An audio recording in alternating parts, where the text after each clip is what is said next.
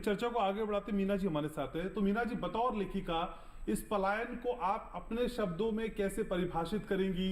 ये पलायन का दर्द कितना सालता है उन लोगों को जो किसी भी मजबूरी की वजह से अपने घरों को छोड़ आए हों, चाहे शिक्षा की मजबूरी रही हो, रोजगार की रही हो, या फिर कुछ और वजह रही हो, लेकिन घर का छोड़ना एक लेखिका की नजर में कितना पीड़ादायक है एक आम आदमी के लिए?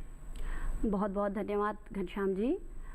मैं अपनी बात यहाँ से शुरू करूँगी कि पलायन हम लोगों के लिए, चाहे भारत की बात कर लें या वैश्विक स्तर पर भी, कोई नया शब्द नहीं है।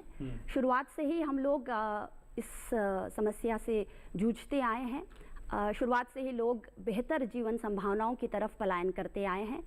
पलायन चिंता का विषय तब बन जाता है जब बहुत छोटी छोटी बुनियादी आवश्यकताओं के लिए या बहुत छोटी आमदनी के लिए अपने मूल क्षेत्र को छोड़कर लोगों को बाहर जाने के लिए विवश होना पड़ता है।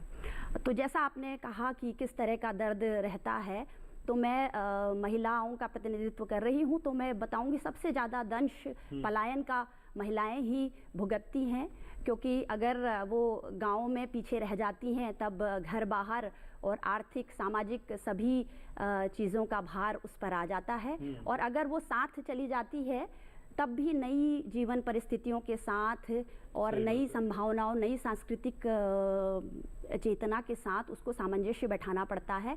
तो महिलाओं के लिए एक अलग चुनौती है। और बाकी हर तरह से आप कहिए कि एक सांस्कृतिक पहचान को खोने का संकट पलायन। लेकिन एक लेखिका की नजर में वो कौन सी बड़ी मजबूरी है मैम, जिसकी वजह से किसी को अपना बचपन, किसी को अपना पूर्वजों का घर, माँ बाप का साथ, दोस्तों का साथ, सब कुछ छोड़ना पड़ता है? एक लेखिका अपनी निगाह से कैसे देखती है इस पलायन को? बिल्कुल, ये मुझे जो सभी सर्वे भी हमारे बताते हैं कि रोजगार और शिक्षा तो देश में जहाँ भी पलायन की समस्या जिन राज्यों में है, रोजगार और शिक्षा ही सबसे महत्वपूर्ण कारण बन के आए हैं। यातायात के साधनों का जो है विकास हुआ है, लेकिन आप देखेंगे कि सड़कें, क्योंकि शिक्षा की समस्या और रोजगार की समस्या यथावत है, इसलिए सड़कें हमें गाँव से शहर की तरफ लाने का काम कर रही हैं। तो पलायन को कहीं ना कहीं वो पलायन में भी को बढ़ोतरी ही कर रही हैं।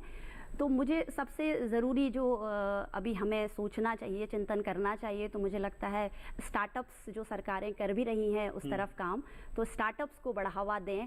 और एक जो बड़ी बात मैं कहना चाहूँगी कि जहाँ भी इस तरह के पलायन हम लोग देखते हैं, उत्तर प्रदेश को देख लें, बिहार देख लें, उत्तराखंड देख लें, तो कृषि आधारित स्टार्टअप सब जगह आपको मिलेंगे। एक नई सोच के साथ टेक्नोलॉजी के स्तर पर, और आप देखिए उत्तराखंड की बात करें तो पर्यटन के स्तर पर, सांस्कृतिक स्तर पर नए स्टार्टअप्स आए, तो मुझे लगता है बहुत बड़े हिस्से को हम रोजगार। लेकिन इन नए स्टार्टअप्स की एग्जिस्टेंस कितने दिन हो पाती है मीना जी, ये भी एक सवाल है, इस पे भी हम चर्चा करेंगे। आप रहिएगा मेरे साथ। मैठानी जी भी हमारे साथ हैं, पवन कुमार मैठानी साहब। मैठानी साहब, जैसा कि मीना जी ने कहा, अविनाश जी ने कहा, तो ये बात तो समझ में आती है कि पलायन स्वैच्छिक तो नहीं है, ये एक बड़ी मजबूरी है। और इस बड़ी मजबूरी का नाम, बड़ी विडंबना का नाम, बड़े दर्द का नाम पलायन है।